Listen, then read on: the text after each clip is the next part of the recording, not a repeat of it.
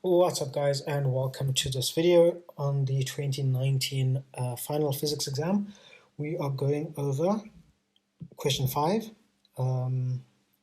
which is called model cars and carts. Basically, it's a graph question followed by a looks like work energy conservation of mechanical energy question. Okay, so as you guys know, with this graph question, I won't give you numerical answers, but I'll just walk you through how to do it rather, just because I don't have a accurate way of drawing my graphs and whatnot. Okay, so let's get into the question.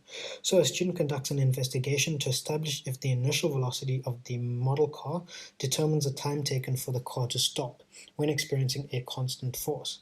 The student organizes for model cars to start with different initial velocities. The cars then brake and the student measures the time taken for the car to stop. Okay, and we have it tabulated. Okay, so if we wanted to kind of understand what the kid's doing, is basically we have some car. Okay, so we have a car and the child is giving the car a different value of initial velocity and seeing how long it takes for the car to stop. Okay, so question 5.1.1, state the independent variable of the investigation. Okay, so the independent variable is the variable that we change and we manipulate, which in this case would be the different initial velocities. This is what we control. So the independent variable would be the velocity. Okay, so if we look at the information we've been given, we can see that as the velocity increases, 8, 13, 30, 34, the time also increases. Okay, which we should expect. Okay, so 5.1.2 says plot a graph of time taken on the y-axis versus initial velocity. Okay, so I'm just going to plot out this graph. Okay, so if we have a nice graph like this, we want delta t, and don't forget your units and seconds on the y-axis, and v in meters per second on the x-axis. This x-axis should get to at least 34, and this y-axis should get to at least 21 seconds, and that would be our last point, somewhere around here. Okay, so the other points will basically, you don't have to have, let's say these are your other points, right? You don't have to have the line of best fit going through every single point. Basically, what you need to do is try and get as close to all the points as you can, possibly going through the last point, and it would look something like that, let's say. That's what our graph would look like. Okay, and also don't forget some form of heading. Yeah, so the heading can be something like graph to show time taken to stop versus initial, so it would literally be time taken to stop versus initial velocity. Okay, so basically you need your x and y axes to be mentioned, and if you draw the graph you get 6 marks. Okay, so then it says calculate the gradient of your graph, show that the values used. Okay, so the values that you pick here, just remember that when we're calculating our values, we actually have to pick 2 values on the graph, not 2 values from here. You can pick, if one of the values are on here, then pick it, but you should ideally look for 2 values that are on this graph, not necessarily given to us in the table. Okay, and we want to calculate the gradient. Okay, so question 5.1.3, our gradient, it is equal to our change in y over change in x, which is equal to our change in y is delta t over our change in x, which is velocity, right? And if we calculate that, if we actually put values in, you should get a number that our gradient is roughly equal to, let's say, between 0.57 to 0.66. Okay, and what are the units? Okay, so if we look at our units for the y-axis, it's seconds, and our units for the x-axis is meters per second.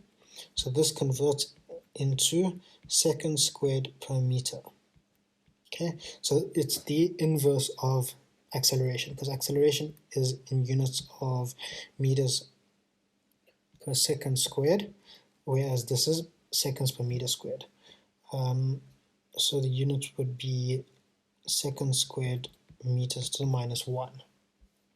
Okay, and you get 5 marks, which is fair, I guess. Okay, so question 5.1.4 says rearrange the equation F net delta T equals m delta V to write delta T in terms of V for the experiment described. Okay, so we start off with F net delta T is equal to m delta V, okay? And we know that m delta V is just our mass times our velocity final minus our velocity initial, where the velocity final equals 0 for every single scenario, because we're always going to rest. Time taken to stop, it's always to stop, right? So therefore we can write this as F net delta T is equal to, that's going to be minus m V, okay? V initial is of V, okay? And then we want to solve for delta T, so our delta T is equal to minus m over F net times V, okay? We can even have the V at the top if we want. Okay, I'm just going to give myself a bit of space. Okay, and we get ourselves 1 mark for that. Then it says the resultant force experienced by the car was kept constant at minus 140 newtons for each velocity. Okay, so remember this car only experiences one force, right? Or two forces. We've got mg, we've got our normal force, and we've got our force friction. Okay, so our force, our F net in that direction is just, or in the leftwards direction, is equal to our force friction. Okay, so that's an important thing to remember. But if we look at the question, so this is basically the resultant force, which is our force friction as well, is equal to F net. Okay, so it says, hence, use your answer from above, so these two questions, to calculate the mass of the vehicle. Okay, so what we're going to say is that our gradient, so for 5.1.5, the gradient we calculated is equal to, remember our gradient is delta T over V, right? So if we look at this equation, delta T over V is equal to minus m over F net. Okay, so our gradient is equal to minus m over F net. Okay, and we calculated the gradient. Okay, we got some value for it. Let's use the value 0.61 is equal to minus m over our net force, okay, which is minus 140. Okay, and then we can just solve for our mass, which is what we're looking for. So then we can solve for our mass, and it should roughly come out to about 85 kilograms, somewhere around there. Okay, so I hope that makes sense. Just a lot of manipulating equations here. Nothing too difficult, but you mustn't lose concentration. Okay, so we move on to our next question. A cart with a mass of 60 kilograms is traveling at a speed of 7.5 meters per second at the bottom of a rough slope. Okay, so rough slope at an incline of 25 degrees to the horizontal. The cart comes to rest after traveling up the slope to a vertical height of 2,8 meters. Okay, so we start off with a definition. Kinetic energy. Okay, so kinetic energy is the energy an object has